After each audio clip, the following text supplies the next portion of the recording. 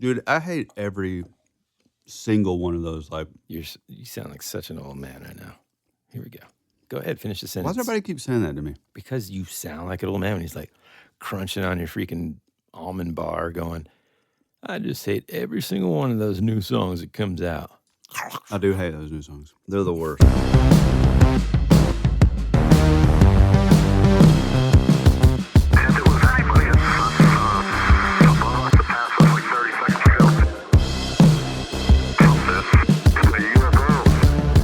Hey gang, welcome back to your favorite podcast, That Would Be Rad, the podcast that majors in 80s and 90s nostalgia, comic culture, all things paranormal, and minors in retro video games, tabletop RPGs, pre-internet mysteries, and raising our kids to be half as cool as we were back in the 80s. I'm your host, Tyler Bentz, and this is your other host, Woody Brown.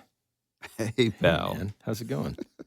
Dude. God, I thought I was choking a minute. My favorite thing every week is just waiting for Wedge to get a mess up when he's doing Oh, you do it a lot too, I know. though. To be fair, I do. Oh my gosh. I've been on a good run, but man, I just got in my head and I felt like I was like just choking to death. I know I'm going to come to regret what I'm about to say. Yeah, probably. But it's been kind of a warmer week here in Georgia. And although I don't really, I'm not super excited about 100+ degree summer weather. Ooh, I got to say, man, this little peak into springtime, besides the oncoming pollen assault that's going to happen to our sinuses, I got to say, man, it's been pretty nice. Well, I wouldn't know anything about that because my bougie little has been in Las Vegas. Yeah. You said, I think last week you told everybody you're going to go. Yeah, it was really cool. I think I even said this last week, but I almost went to Vegas 100 times when I lived in LA, and when we went back out to LA to record, but it just didn't. It was just never in the cards. Well, it was in the cards. It was just like it was about midnight when we decided it would be a good idea to drive from LA to Vegas, and we're like, yeah, dude, we can do it just like in Swingers, the movie, and you know whatever, and then like. Whatever you want to call it, you know, we'd have to like record early the next morning. Yeah, no, it wouldn't have been. It would have been awful. Yeah, I don't know what I was thinking, but it was so different from what I had in my mind. Honestly, I kind of think it could be kind of cool to like take your kids out there. Hey, Dad, what's that postcard laying on the ground? Oh, that's just I didn't see any of that. Huh? Yeah, none of that. None of the stuff that like. We've always heard about like growing up, like it just wasn't there for some reason. I mean, and I don't know. Maybe do you think maybe you were on like the nicer side of it, or? I mean, maybe. Did you win any money or anything? Courtney did a little bit of gambling, and her trick is she gambles, and then if she makes 100, she takes that 100 chip, puts it in her pocket, and then plays the same thing. Left. Yeah, really smart. But it was funny because she won a little, lost a little, and then on that last time, like we had such a cool dude at like the roulette table that he was just like a funny guy, and like he made you feel like it was just like really chill. And we got in the elevator, and she was like, "I mean, should we just turn back around and just give it one more shot?" Yep, that's so how it's they get easy to see. Yeah. But no, I thought it was great. Weather was great. Oh, update on chemtrails. They're also really bad out in Vegas. So there you go. If you're wondering, bring your gas mask. Yeah. Bring your hazmat suit and your gas mask. What are we getting into today, Pat? Well, it's not really a coincidence, I guess, but we're talking about a few things that I have been wanting to talk about for months, man. And we've always kind of had it in the back pocket to talk about, and I finally convinced you to do it. And there's just something about this warmer weather. When I look out at the lake in my neighborhood in the mornings, the water looks nicer. These clear blue skies just made me think of this creature. And I thought, you know what? I'll put my foot down and we're going to do it. So today's episode, the thing that I'm going to talk about is, I got to say, man, it's actually become one of my favorite creatures from sort of ancient folklore, which is this eerie, shape-shifting water spirit that has haunted Scottish lochs and rivers for centuries. And that, my friends, is the Kelpie. Now, I know Tyler knows what the Kelpie is, but those of you listening might be thinking, okay, Woody, what exactly is a Kelpie? Is it like isn't that a plant? Like it sounds like kelp, Mm-hmm. Well, let me paint a picture for you. Imagine you're walking along the edge of a misty Scottish loch. Right by the water. The air is thick with the scent of damp earth, and the water is still dark and bottomless. And then, just up ahead, you spot a horse. Now, not just any horse. This one is breathtaking. It's standing there perfectly still, its mane dripping wet, its coat shimmering under a pale glow of the sun or the moon. Its eyes are deep, black pools, almost hypnotic.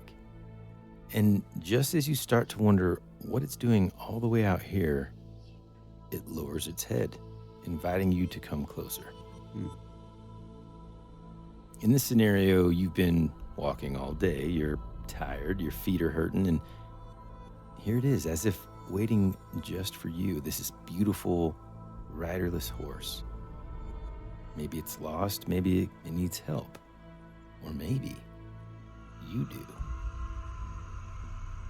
But here's the catch. This isn't a horse that you want to ride, because the moment you touch it, place your hand on its wet coat or run your fingers through its mane, you'll realize your mistake. Your skin begins to burn, and panic sets in as you try to pull away, but you find that you can't. You're stuck, fused to its flesh like iron to ice.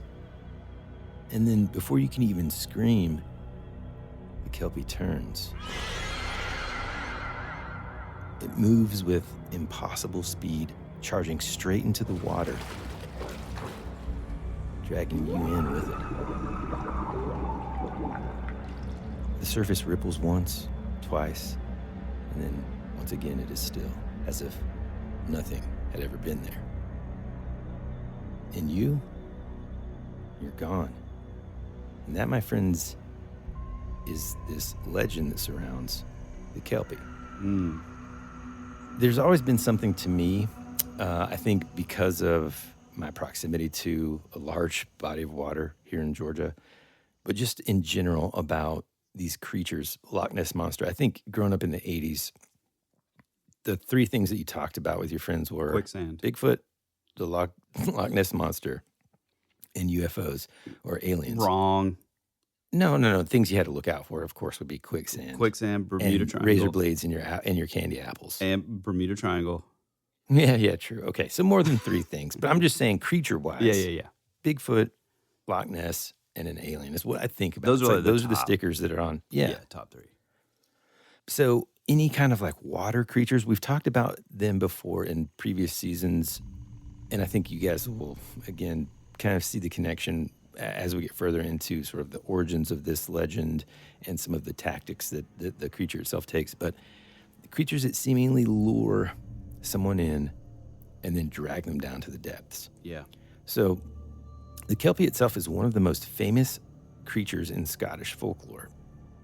This malevolent water spirit said to inhabit lochs, or lakes as we call them here in the States, rivers, and sometimes even deep isolated ponds. It's a shapeshifter, sometimes appearing as a sleek black stallion, sometimes a ghostly white mare, and occasionally as a human. But no matter what form it takes, it's always dangerous. The origins of the Kelpie itself and the legend are somewhat murky. Many believe that the stories date back hundreds, if not thousands of years. Sometimes it's hard to kind of really get a distinct answer as to where the story originated, when essentially you can find things and artifacts that date back, thousands of years that might even reference the Kelpie. Mm-hmm. Some historians suggest that these tales were cautionary myths. Tyler and I talk about that a good bit when we talk about any of these sort of, well, I mean, lake creatures, but also woodland creatures and folklore in general. Some people think that these things were sort of stories that you would sort of caution your children away from going out into the deep water or swimming late at night. And others think that the Kelpie was a symbolic representation of the unpredictable and deadly nature of Scotland's waterways. Yeah. And it's kind of like Lake Lanier, where we're at. If you start to think about just how many people have drowned in these lochs of Scotland, you start to see why this myth had such power. Now, one of the things that I found when I was looking at and researching about this creature that I found super interesting is this thing called the Maiden Stone. Have you ever heard of this? Yeah, I've heard of it, but I'm not really sure like what it is. Also, something about this reminds me of that scene from the movie Legend, you know, where he gets like trapped like under the surface of the water, so it's like he's trapped under ice. It kind of feels like that. Like That kind of also happens in that Ewok movie, remember? does it? I don't remember that. From the 80s? Yeah. used The to- kids get trapped underneath the water and they're like trying to break out. Okay, so the Maiden Stone is this 3-meter tall cross slab of pinkish granite that is said to date sometime after 700 AD. It's this really cool sculpture, and frankly, it looks like something from a Dungeons and Dragons, book or whatever, an adventure. But there are these, what they call Pictish symbols all around. One maybe depicting a biblical scene. And then, believe it or not, man, kind of closer to the bottom, a Kelpie. Wow. There's a lot of local folklore about the Maiden Stone itself. It's kind of got a cool story. One of them that struck me was that the stone was actually once a maiden. And she lost a bet with the devil, basically. And as she kind of was running away, the devil turned her to stone. Another legend says that it's a memorial to a young woman who was killed as a result of a dispute between two families. Wow. So here are one of the things I love to kind of talk about when we talk about these creatures and stuff are, first, some of their tactics, so you can be aware of them. And then basically how to fight against it. Yeah. All right. So here are some of the tactics of the Kelpie. One of the things that makes it potentially even more terrifying is that it's got this intelligence. It doesn't just attack out of nowhere. It hunts. And to me, that's really, I don't know, that's way more frightening to me. You know what I mean? Yeah. There's a purpose behind their behavior. It often appears to travelers as this tame, friendly horse that's standing near the edge of a body of water. It might shake its mane, maybe paw at the ground, even whinny softly as if calling out for someone to come closer. And if a weary traveler or curious child does that, like I said earlier, that's when it strikes. The moment that somebody touches its skin, they become bound to it. And once the Kelpie basically has them in this grasp, it just starts bolting towards the water and dragging them down into the depths.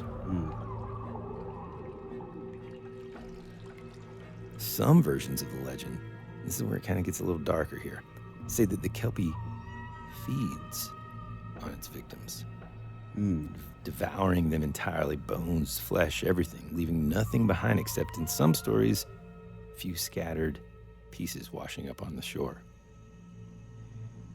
And if that isn't unsettling enough, After these messages, we'll be right back.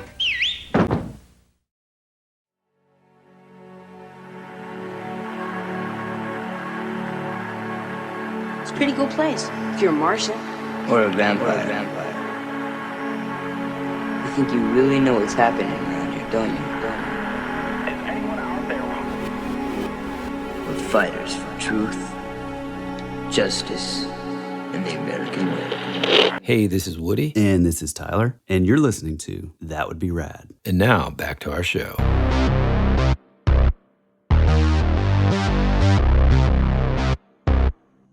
Dude, listen to this. The Kelpie is also known to speak. In certain legends, it whispers to its victims, coaxing them on to its back with soft, melodic words.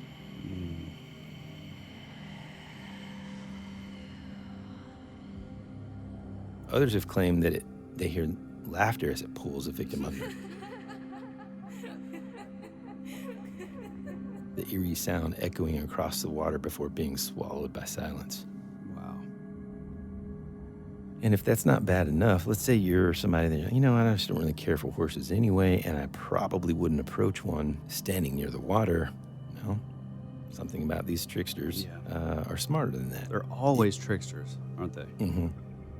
It can also take on a human shape. Now, typically, though, when a Kelpie appears as a person, it takes on the form of a... Let me guess. We'll just hit my mic. Let me guess. Long-haired maiden. Beautiful. Well, here's what's interesting. It's either a strikingly handsome man or a beautiful woman. No matter what, it's charming, alluring, and seemingly harmless, but there's always one telltale sign, and that is not necessarily the length of hair, but that the hair is wet. It's always wet. And sometimes tangled with strands of like weeds. Sort of a non-binary cryptid. No, like it's got like, what is it? I don't know, man. Like not seaweed, but like, No, I'm saying because it can be like water a man plants. or a woman. Yeah, it's either but I think it's specific to whomever it's trying to charm. Right. You know what I mean? So it's based on their preferences. Which honestly, this is something that we've talked about forever. I think a lot of that has to do, I think a lot of these creatures have that like ability. To sort of intelligently make that distinction. That's what's crazy. Yeah, man. right. So then it's like, do they have some sort of telepathic ability to... Right. Or are they just kind of like rolling the dice a little bit and saying, well, or a beautiful woman. Or is it playing off of, it's not really it that's doing it. It's like the way that our minds, if we're like, we have like a proclivity towards like beautiful women or handsome dudes, like that's just like what our minds like allow us to see. You know what I mean? Yeah. I think that stuff's so interesting. Yeah, me too, man. It's also terrifying. Oh, yeah. In some stories, a Kelpie in human form will approach its target and find a way, even however small, to make physical contact. One of the ones that I kind of read about briefly is this legend that tells of a Kelpie who appeared as a sorrowful man who was shedding just a single tear. This kind-hearted young woman reaches out to wipe the tear away. Oh, no. Her fingers stuck to his cheek. She was doomed. Whoa. Another story tells of a Kelpie taking the form of this rugged, well-dressed stranger who walks into a tavern, buys a drink, and then waits. If he can get someone to dance with him, if even the lightest brush of their hand meets his, he has them. Wow. And once he's claimed his victim, he simply walks them outside and into the lock. I mean, that's crazy, dude. Yeah. Nothing's safe. You know what I mean? I mean, for the argument of it being a cautionary tale, there's a lot of pieces that sort of, I guess, help to not justify that, but just I don't know. They sort of, you could use that as evidence of this in terms of, hey, if you had a daughter and she's going out, you're in this small sort of Scottish town. She wants to go have a pint with some friends. Right. You would say like, don't just be careful dancing with some stranger that you don't know. Yeah. You know what I mean?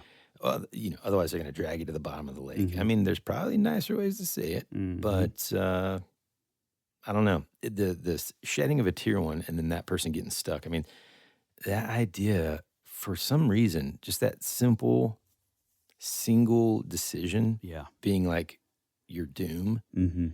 somehow is, well, I mean, it's much scarier to me than, say, you're like Jason and a, hatchet. Mm-hmm. You know what I mean? What? Because at least then it's like, "Oh, that person looks crazy. I'm going to steer clear." Yeah. This also kind of reminds me of the like the fairy abductions, to where Mm-hmm. it's that idea that like it's just that inescapable sort of aspect that's so scary. It's like you just can't get out of it. You can't escape. And that's that's Yeah, and getting trapped. being trapped. Yeah.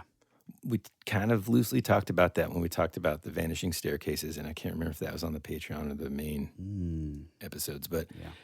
we once you enter into something and not being able to come back. Actually, what's funny is my son and I this morning were talking about time travel. Imagine that, guys, me talking about time travel. Yeah, weird. And we were talking about how, of course, it would be so fun, but then no matter, depending on how far back you went, and obviously you would kind of want to go back, I don't know, I would want to go back pretty far. You're immediately going to be thought of as like a crazy person, or, I mean, it's a very high probability that you get imprisoned, I mean, almost immediately. Mm-hmm. Yeah. Because you look different, because you speak differently, and all that. Well, then the other part of it, so there's that fear. And then the other part of it is like being able to return. Mm-hmm. And that's what I think about when I think about, the fairy abductions, or even just accidentally getting into that area, another dimension, or another dimension. Sorry, man. Mm-hmm. Okay. Trying to be What if the serious. Kelpie isn't necessarily taking you down to the depths of the water, but what if there's a portal down there and it's taking you to it?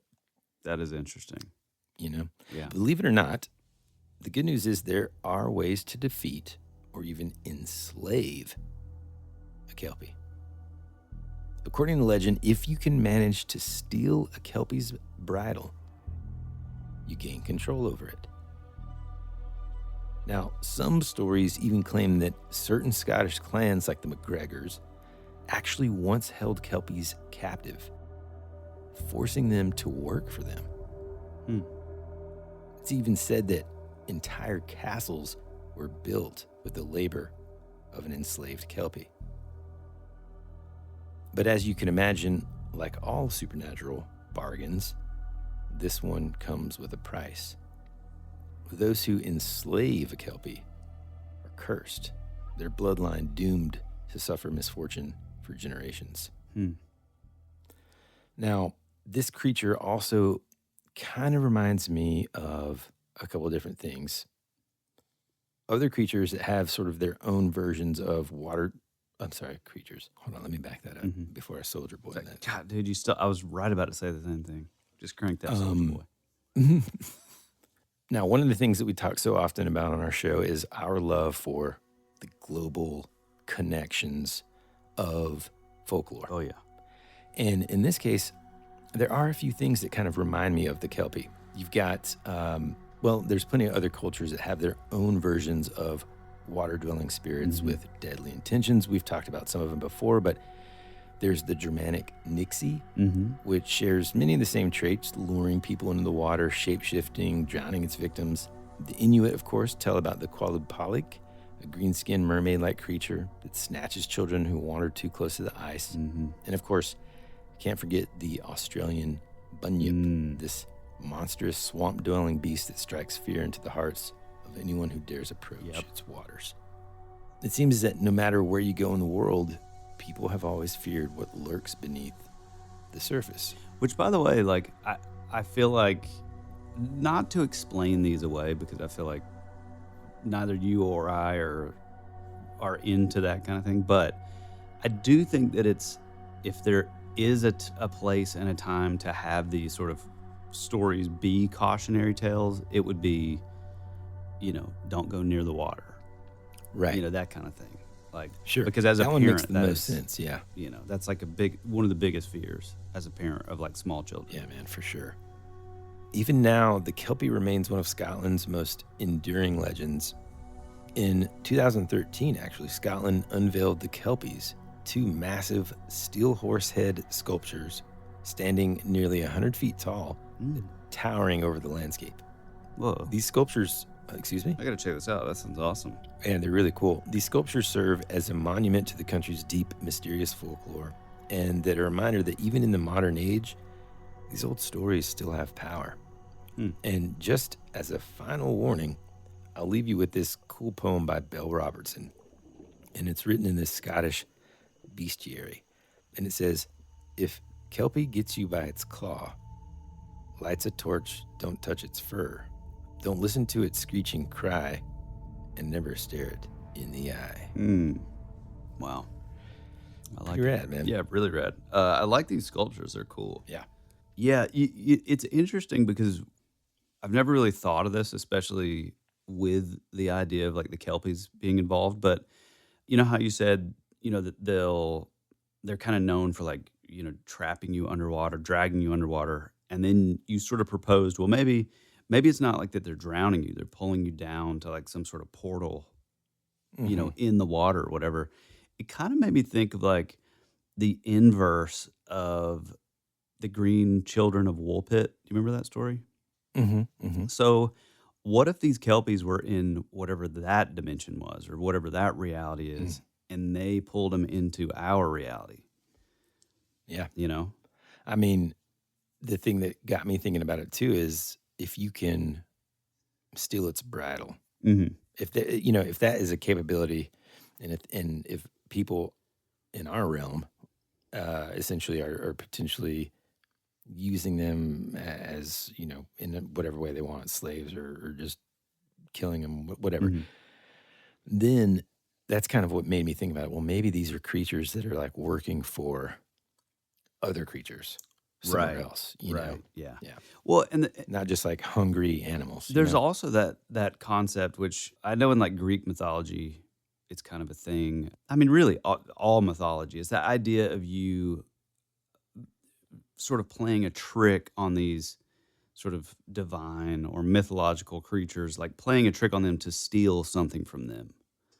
You know what I mean? I mean, they're definitely tricksters too, but that sort of trope of like us as humans, like trying to like, like somehow use it to our advantage. yeah, like Rumpelstiltskin, finding out the name, like that kind of thing. And it's interesting that the bridal idea, like what comes from like the bridal? Is there like No, I guess that you just like gain control of the creature, Interesting.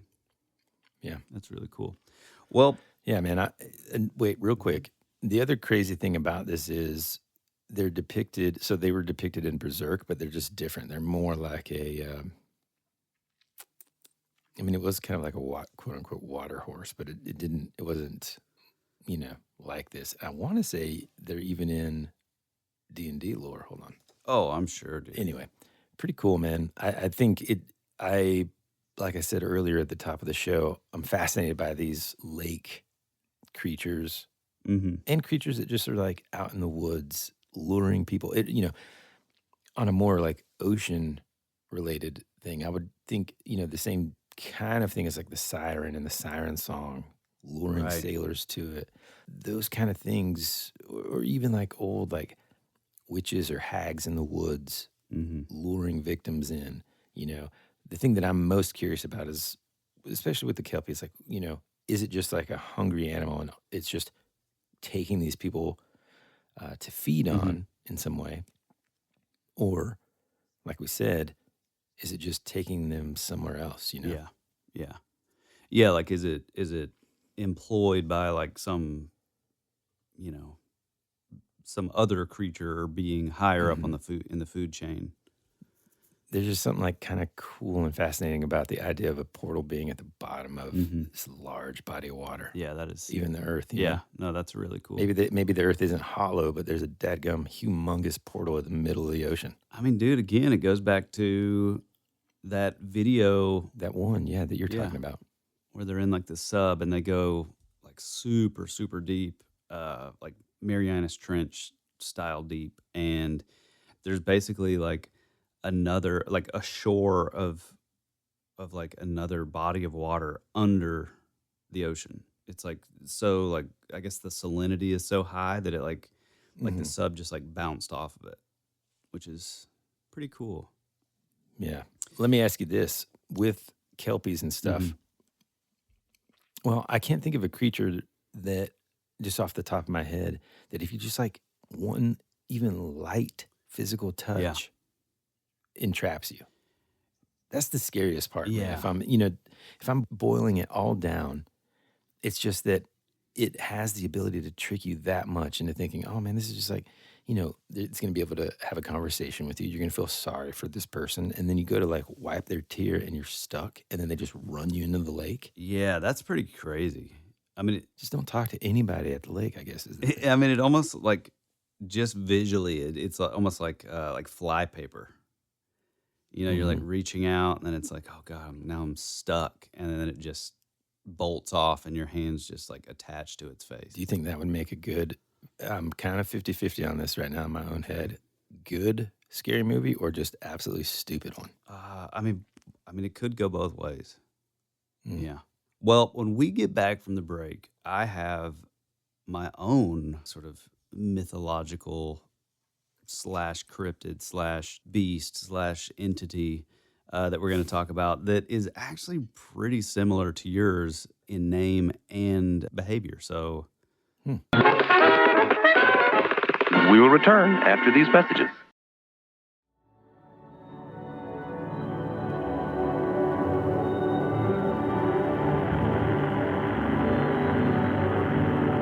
There's something out there waiting for us. And it ain't no dead.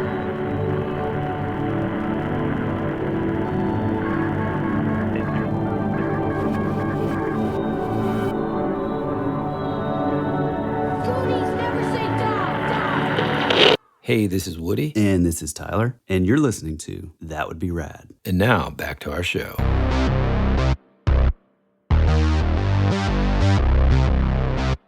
Also, the depiction of the human being, or like the human form, Mm-hmm. and it just having like soaking wet water. Yeah, yeah. Well, That's kind of freaky too. it is man. freaky, and that kind of leads into my offering for this episode. So, my cryptid is actually a result of me misinterpreting you talking about the Kelpie, and that is Oh, yeah. the Kappa, which is a Japanese figure in sort of, folklore mythology. But oddly enough, similar in name, but oddly enough, it's also kind of similar in all of its characteristics. In fact, the word Kappa actually means river child. Mm. It's also known as Kawataro, which means river boy. And then this is even weirder, or there's technically like 80 names, 80 plus names for this thing. Well, Mhm. go ahead and list them. I'm not going to list them. Dude, I'm kidding. I'm kidding. Not going to list all of them, but there's this one I thought was interesting. It means, or it's Komahiki, which means horse puller, Hmm. which is kind of, I don't know, it's kind of interesting. Yeah, yeah. It is the Kappa is, or the Kappa is a reptiloid, and it has similarities to the Finnish Naki, the Scandinavian or Germanic Nak, which I think we talked about over the holidays, Mm-hmm. the Czech Vodnik, and like what you were saying, the Scottish Kelpie. They're all kind of creatures that sort of share the similar thing, like we had mentioned, like with the cautionary tales. Their kind of place is to scare children and basically keep them away from the waters. Kappas are typically depicted as, there's sort of different accounts, kind of like the Kelpie, where there's some possible like shape shifting going on, but for the most part, they're typically like in humanoid form. They're about the size of like a child, like 3 to 4 feet tall. They have sort of scaly reptilian skin that ranges in color from green to yellow or blue, which is kind of interesting. The interesting thing is that while they look sort of reptilian, they're known for having almost like ape-like faces, and then they sort of have like scraggly green hair, which I kind of think maybe that's more of like an algae type thing, because they sort of live like in water, near water, marsh, swamp kind of stuff. Mm-hmm. Like I said, they're known for inhabiting like ponds and rivers and living around those all throughout Japan, and they have these features that sort of aid them in living in these areas. Like they have webbed hands and webbed feet. They always usually you know that they're sort of around by just this intense smell of like fish, which is a little off-putting. There's an expression that says Kappa no kawa nagore, which means a kappa drowning in a river, and that conveys the idea that even experts can make mistakes. Which it's kind of another way of saying like even a fish can drown in a river. You know what I mean? Yeah. The craziest thing, and one of maybe my favorite thing about these creatures is... Let me say this real quick. I think it's so cool that they have a like saying right that is based on a cryptid.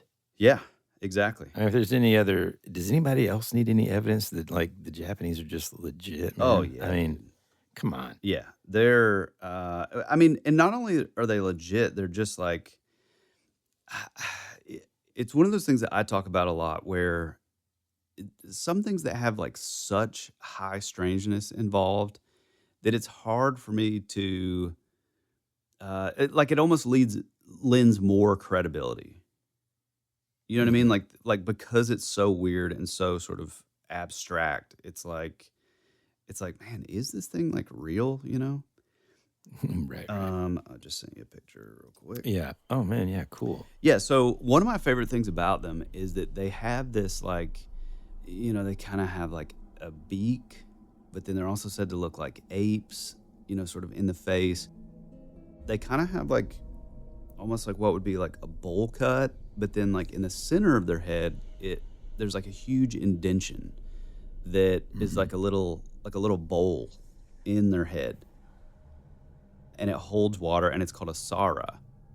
This is regarded as like the source of their power. What's interesting is this thing, which I guess it's kind of like a fish, having to be in water. But if it's on land and it's like out of the water, this little bowl on its head has to be full of water. And then if it spills, the Kappa is unable to move. Which is, I don't know, it's just an interesting, just a bizarre sort of...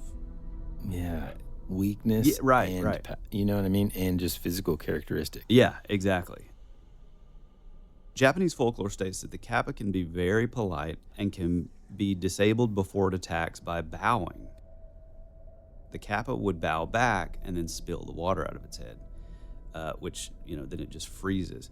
Are you telling me right now that one of the reasons, there's no way that the origin of the bowing comes from this? I mean, right? I don't think so, but who knows? Dude. It would be amazing if it were from this. Wow. It does go like way, way, way back in history. That's one of the Jesus. One of the things about, Hold on, I just got to tell him, here's the thing. I'm looking at pictures of this thing, and I found one that is just revolting looking. Like and I'm basically just like, every now and then, listening to, I think I'm listening to him, and then I'll just shoot a text to him of this creature zoomed in real far.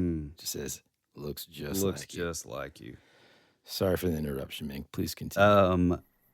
One thing about it that I find a little off-putting and kind of confusing. I don't really know what this means, but it says they love to engage in sumo wrestling. They're often accused of assaulting humans in water and removing a mythical organ called the shirikodama from the victim's. Man, I don't know what that is. I got my work cut out for me in editing this episode. Yeah, I have no idea what that is. But yeah, this thing, it goes, way back. I mean, there's, these like sort of woodblock, like old school sort of watercolor art with it, and it's pretty big in. Oh my God! Here's the picture of it doing the ass thing. Oh, dude, do not show me a picture of. Okay, well, There it is. oh man, that is. So yeah, I don't know what it's doing, but so yeah, so the Kappa would bow back, and then obviously they would spill their water, they would freeze up, fish out of water type situation, then they die. They, like the Kelpie, they are very mischievous troublemakers. But unlike the Kelpie, this doesn't seem quite as malevolent, other than like the ass thing. Well, here's something that I found on that. And I don't know how many times I'm going to have to bleep out. But it says defense against Kappa, repelling it with flatulence. Oh. Huh. I win. Okay. Well, what's funny is what I was about to say is some of the pranks that they're known for is loudly passing gas or looking up women's kimonos, to the more malevolent, which is drowning people and animals or kidnapping children. When Kappas attack people, they often pull the person's intestines out through their anus in order to get a mythical organ called the shirikodama, which is said to contain the human soul. I've never heard of this. Have you ever heard of this? No. I'm a little on the, Wondering if we should leave it in? yeah. Let's just say they're known to pull an organ out of their victim.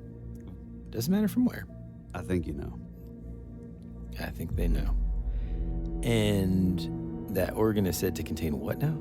The human soul. The victim's soul? The soul, Huh. yeah. That's like where, as a human, like our soul, I guess, lives within, Wow. So these are nasty little things, huh? Yeah, they're like, it seems like pretty funny, but then this one singular fact is like pretty intense. It is also known that they love cucumbers, and people can escape from an aggressive Kappa by throwing a cucumber in its direction and run away while it eats a cucumber. If it is necessary to bathe in the water a Kappa lives in, it is possible to throw a cucumber into the water before entering, after which the Kappa will allow you to use its water without attacking you.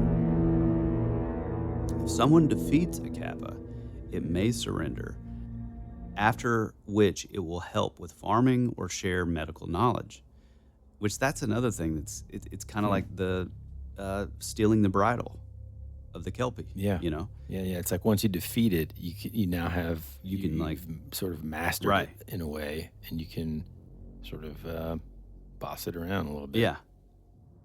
It is also possible to befriend a Kappa by bringing it cucumbers regularly, and it will cause it to help in the same way, like with farming and agriculture and stuff in your area. The technique of bone setting was thought to have been originally taught to humans by a friendly Kappa. Kappas also frequently challenge humans to sumo wrestling, which they are almost always guaranteed to win at, unless the human gets them to spill the water from their head, after which the Kappa is forced to retreat. It also has a type of sushi that contains cucumbers and named after it, the Kappa maki. So that's kind of cool. One of the things that I absolutely love more than one of my and your, I already know, favorite things is that idea that like, oh well, there's this thing that we, like like when it said the technique of bone setting was thought to have been originally taught to humans by a friendly kappa. That Hmm. stuff is just there is nothing cooler than Yeah. that. It's weird because just like, earlier I was like, man, any other evidence that, the Japanese are, and then like the one thing about these, like any kind of Japanese creature Hmm. is on the surface level, it's like, oh, it's small, it's cute, maybe it's a little mischievous, it's looking up skirts. Right. And then just like that, next thing you know, it's killing people Yeah. and disemboweling them and Pulling uh their soul out of their butthole. oh I man, mean, there's jeez Louise. it is what it is. Yeah. So it's like, oh, okay. So you want to befriend this thing that has the ability to just pull it on out, huh? Yeah. Anyway, But the thing that I do like about this, which is a little different from the Kelpie, I would say, is that the Kappa is sort of known to also have like good deeds. So, like I said before, like they can be befriended through like gifts or like food offerings, the cucumber thing. And it also says that they like to befriend like lonely children, which I think is kind of a sweet sort of thing. Like a well, kid. unless they're pulling stuff out of them. Well, I mean, but it says that back in the old days, they would help farmers like irrigate their land, and they Mm, would bring fresh fish to their doorsteps. And it was sort of known as a mark of good fortune, for the family. Like if say, your neighbor, a basket of like fresh fish showed up on their doorstep, it was like, oh wow, they're receiving like good fortune from a kappa, which is wow. really cool. And then there's other stories of these kappa saving people from drowning. So, Yeah, because, as I was looking at this, it's kind of like they have shrines and mhm, stuff throughout different yeah, regions. And to me, it's like, well, you wouldn't really make a shrine out of something that was so right, malevolent, I right, mean, and so maybe, and again, this is a theme that we talk about all the hmm time. And that is that I think the initial reaction to a lot of creatures, if you saw one of these daggum things, oh, it'd be you terrifying. know, yeah, you'd be like, what the heck is Yeah, that? And maybe there are some bad ones, but, you know, maybe there are some good ones. I think immediately we always think as humans or hmm whatever, we fear what we don't know. And yeah, sure, there's probably scary ones, but I think it's equally easy to believe that there are some good ones hmm too, which is cool. Unlike the Kelpie, right, right, exactly. Well, the other thing too that I think is interesting about the kappa is it's probably I know we've talked about doing like a full episode on like the yokai in Yeah. Japan before, and we definitely will because there's this American dude in like the mid 2000s that he spent a lot of time in Japan with like some of the older folks. It was almost like a yokai version of like the Foxfire books, Hmm. and so he got all this sort of knowledge by like the old timers over there, and he put it, published it in English over here, and so he's kind of known as like the yokai guy. And there's multiple books. I know that he did like two, they're just like full monster manual, almost like compendium type books on the yokai. But this is I would say probably one of the most well known, yokai that there is. One of Wow. the things that I think is cool is that in sort of the Shinto religion, which is sort of like an animism type thing, they are considered to be the avatar of the water deity Suijin or Keshin. Sweet. Suijin. And there's like specific like shrines in such places as the Aomori prefecture or the Miyagi prefecture. Hey, Yeah, now we're talking. synchronicity abounds. And like the whole shrine, the whole temple is devoted to the Kappa, which is Yeah. really cool. See, that's what I mean. It's hard for me to believe that without, I guess, maybe people messing with it, Mhm. that it would just be this on one hand, super malevolent Right. creature until you give it a cucumber. Right. And then everything's Mhm. okay. Although, good excuse to have some cucumbers laying around, I guess. That is true. My kid, Ellie, well, both of my kids like cucumbers, but Ellie Yeah. could eat her weight in cucumbers. Mm-hmm. But yeah, I thought that was really cool. And I mean, it just, it keeps going on. Like there's all this supposedly, which this is really interesting. There's a place that is in Kapabuchi, the waters of Tono in the Iwate prefecture, where they claim that a Kappa is there. There's also a Buddhist temple that has Komayanu dog statues with depressions on their heads that is reminiscent of the water-retaining dish on the Kappa's head. Said to be dedicated to the Kappa, which according to legend helped extinguish a fire at the temple.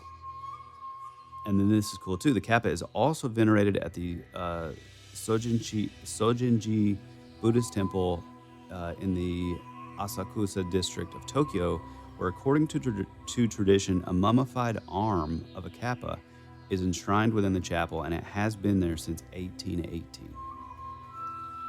Man. Yeah.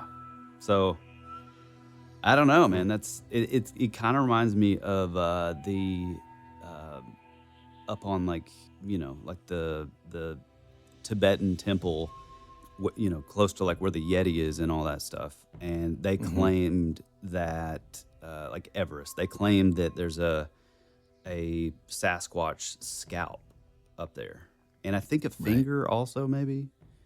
But obviously you can't get in there. I mean, I'm still just kind of stuck on this. Which came first, the tradition to bow or like how to defeat these guys? You know what I mean?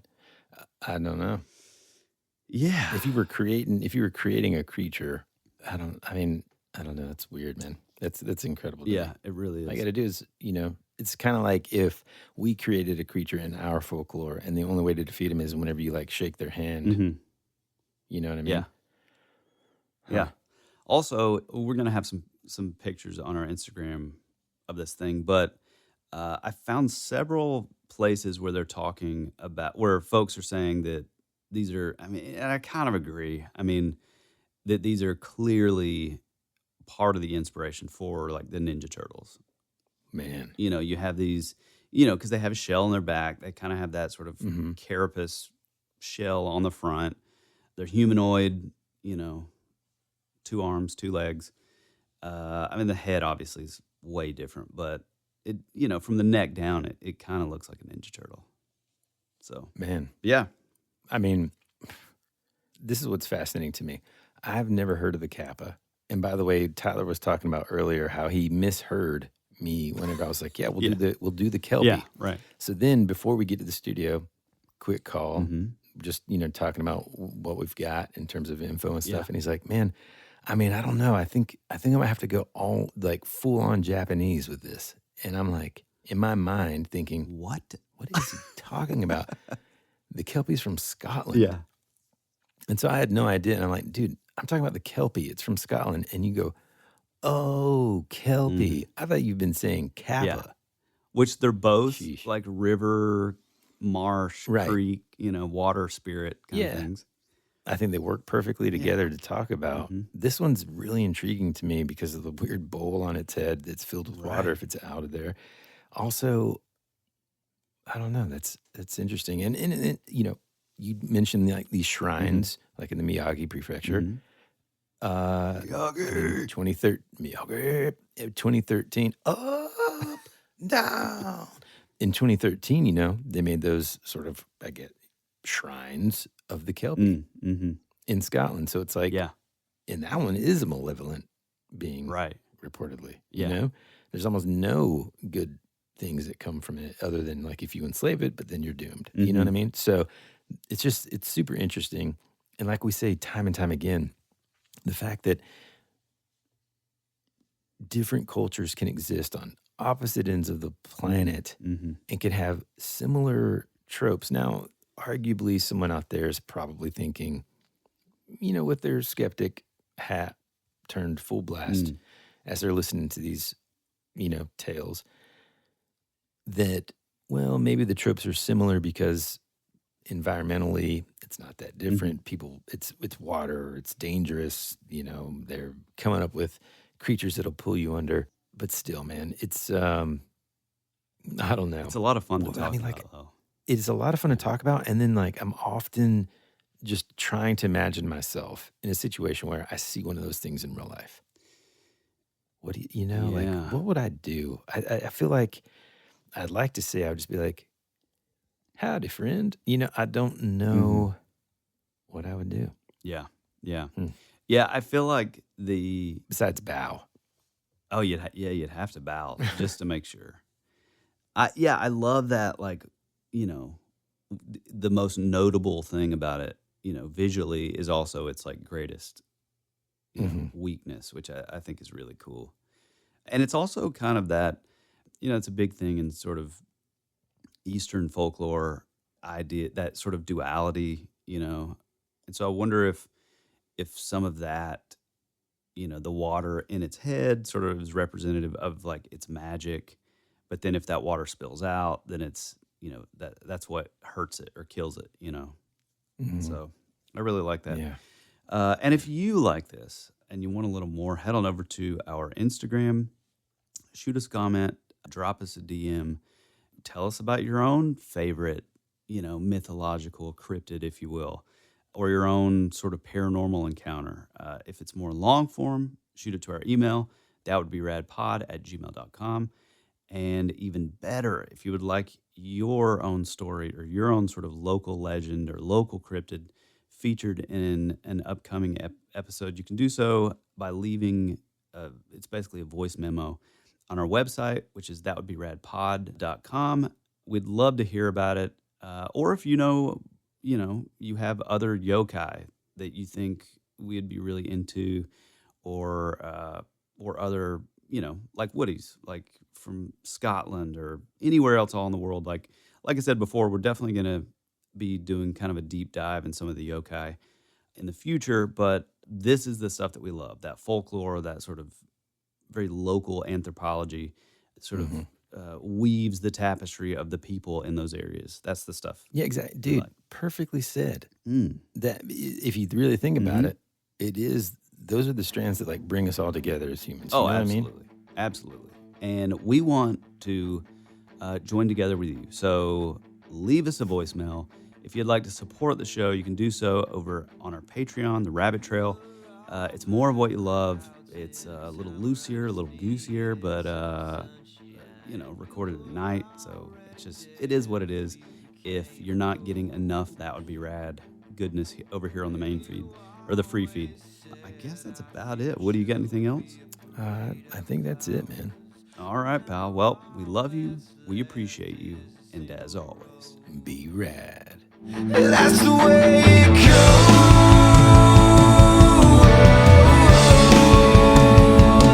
The way it